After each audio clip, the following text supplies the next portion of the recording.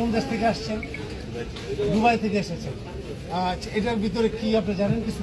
আমি কিছু জানি না। আচ্ছা, এই যাত্রী কিছুই জানে না, তবে একটা যাত্রী আমরা সাধারণত জানি যে একটা শর্ট প্যান্ট পরে, কিন্তু সম্মানিত শুধু আপনারা দেখেন এই যাত্রী আমরা শর্ট প্যান্ট করে দেখাচ্ছি।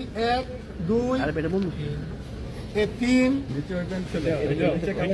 4 5টি শর্ট প্যান্ট আমরা ইতিমধ্যে দেখতে পেরেছি।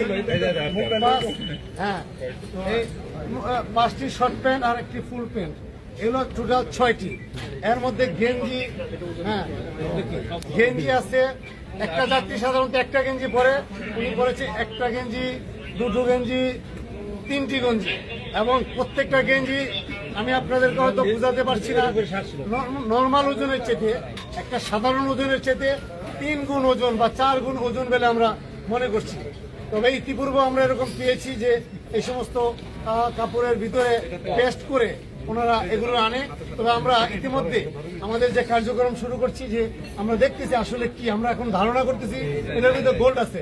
তো আমাদের ধারণা একদম সঠিক হয়ে গেছে।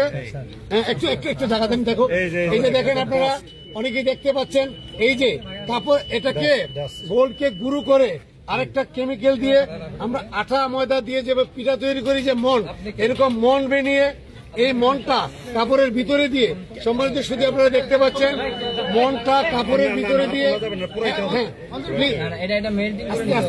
মনটা কাপড়ের ভিতরে দিয়ে প্রলেপ দিয়ে দুটো কাপড় একসাথে করে সেলাই করে ফেলেছেন। এইভাবে অত্যন্ত সুকৌশলে এটা গোল্ডকে গুঁড়ো করে অত্যন্ত সুকৌশলে এই যাত্রী এটাকে নিয়ে এসেছে। আমরা ইতিমধ্যে এটার কার্যক্রম শুরু করব এবং পরক্ষণই আপনাদেরকে আমরা জানাবো কি পরিমাণ গোল্ড এখানে ধরা পড়েছে আর কি পদ্ধতিতে এই যাত্রী গোল্ড এনেছে। ধন্যবাদ আপনাদের সবাইকে। এটা পুরানোর ব্যবস্থা। জি স্যার।